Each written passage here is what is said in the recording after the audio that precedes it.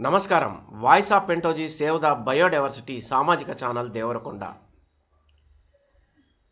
ప్రపంచంలో జరిగే వింతలు విశేషాలు, సామాజిక విశేషాలను విశ్లేషించుకునేందుకు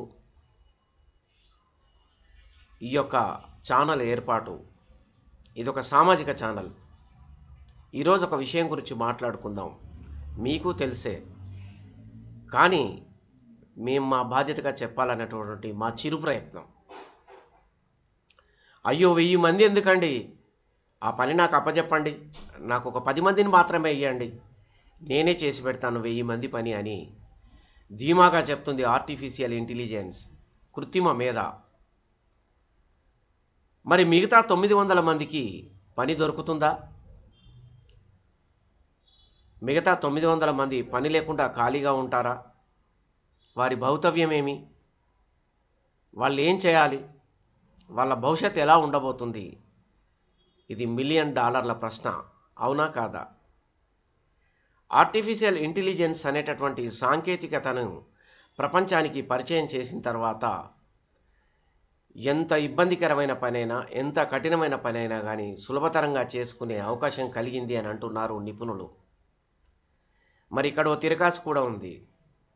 పెద్ద పెద్ద కంపెనీలలో వేల సంఖ్యలో పనిచేసేటటువంటి సాఫ్ట్వేర్ ఉద్యోగస్తులు వారికి పని లేకుండా పోతుందేమో అని దిగులేస్తుంది.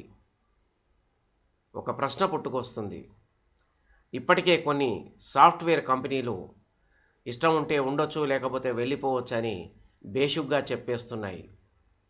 అప్పుడే సాఫ్ట్వేర్ ఉద్యోగస్తులలో మెదడులో ఒక కొత్త తరం, ఒక కొత్త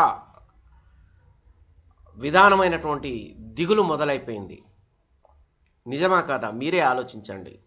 ఇవాళ ప్రపంచ దేశాలు మా దగ్గర అణ్వాయుధాలు ఉన్నాయంటే మా దగ్గర అణ్వాయుధాలు ఉన్నాయి అని విర్రవీగే పరిస్థితి ఏర్పడింది. 3వ ప్రపంచ యుద్ధానికి ఎప్పుడు తెరలేస్తుందో కూడా తెలియదు. అటు అమెరికా, ఇరాన్, రష్యా, చైనా చెప్పుకుంటూ పోతే ప్రపంచ దేశాలలో అందరి దగ్గర అణ్వాయుధాలు ఉన్నట్టుగా లెక్కలు తేలుతూ ఉన్నాయి.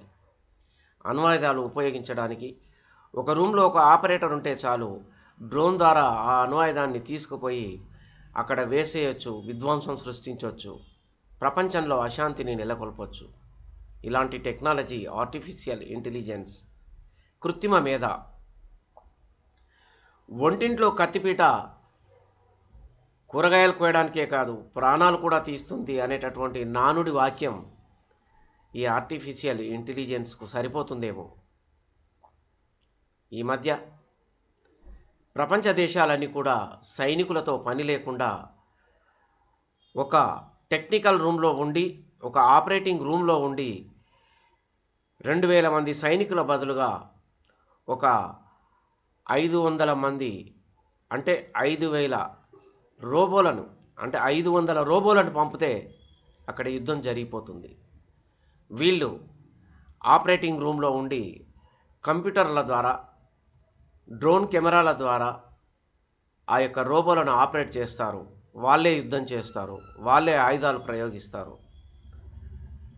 ఇలా రోబో ప్రపంచానికి స్వాగతం పలికిన ఆర్టిఫిషియల్ ఇంటెలిజెన్స్ ఇక ముందు ఏం చేయబోతుందో అని భయం వేస్తుంది. ఇప్పుడు విద్యార్థుల తల్లిదండ్రులకు కూడా కొత్తగా ప్రశ్నలు తలెత్తుతున్నాయి. మా పిల్లలు ఏం చదవాలి, మా పిల్లలు ఏం కోర్సు చేస్తే వాళ్ళ భవిష్యత్తు చక్కగా నిలబడుతుంది అనేటటువంటి ప్రశ్నలతో బెంబేలెత్తిపోతున్నారు. ఇంట్లో అమ్మ కూడా పనులు చేసుకోవడానికి, తన పని సజావుగా సాగడానికి, తనకు అంతరాయం జరగకుండా ఉండడానికి స్మార్ట్ ఫోన్లో ఏదో ఒక గేమ్ లేదా పాట, ఆట పెట్టించి మరి ఓపెన్ చేసి చిన్నారులకు ఇస్తున్నారు. ఆమె పని ఆమె చేసుకుంటూ పోతుంది, ఎలాంటి అంతరాయం లేకుండా, పిల్లలు ఏడవకుండా. కానీ పిల్లలు మాత్రం చూస్తూ ఉండగా అందులో ఒక యాడ్ వస్తుంది. అనుకోకుండా వాళ్ళు దాన్ని ఒత్తేస్తారు.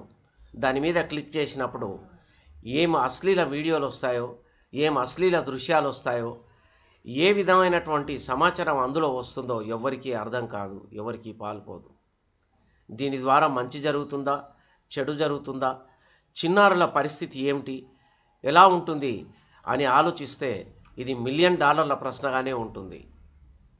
ఈ మధ్య కేంద్ర ప్రభుత్వం కూడా ప్రాథమిక విద్యలో ఆర్టిఫిషియల్ ఇంటెలిజెన్స్ కృత్రిమ మేధాను ప్రవేశపెట్టాలనే ఆలోచనలో ఉన్నట్టుగా తెలియవచ్చింది. మరి మనమంతా ఎక్కడ పోతామో తెలియదు, మనం ఎక్కడ ఏమవుతామో తెలియదు. వ్యవసాయ రంగంలో వ్యవసాయదారుడు రైతు కూలీలకు పనిచ్చేవాడు, మందులు పిచికారీ చేయడానికి, కలుపు మొక్కలు తీయడానికి. వాటికి బదులుగా రైతు కూలీలకు బదులుగా డ్రోన్లు పిచికారీ చేస్తున్నాయి, యంత్రాలు వచ్చాయి కలుపు మొక్కలు తీయడానికి, వరి కోత కోయడానికి, పూల మొక్కలను ఏరడానికి, పూలను ఏరడానికి. ఇలా రకరకాలుగా యాంత్రీకరణ ప్రపంచం ఇక పరుగులు తీయబోతుంది, తీస్తుంది కూడా. మరి ఇవన్నీ ఇలా జరుగుతుంటే రేపటి రోజులు ఎలా ఉంటున్నాయో ఒకసారి ఆలోచిస్తే చిత్రంగా ఉంది కాదు? మీకు తెలుసు, కానీ మా బాధ్యతగా ఎవరో ఒకరు కొందరు తెలియని వాళ్ళు ఉంటారు, వాళ్ళకు కూడా తెలియచెప్పాలనేదే మా ప్రయత్నం. మమ్మల్ని సబ్స్క్రైబ్ చేయండి, లైక్ చేయండి. మేము మీ వెంటే ఉంటాం, మీరు మా వెంట ఉండండి. వాయిస్ ఆఫ్ పెంటోజీ, సేవ్ ద బయోడైవర్సిటీ సామాజిక ఛానల్ దేవరకొండ. ధన్యవాదాలు.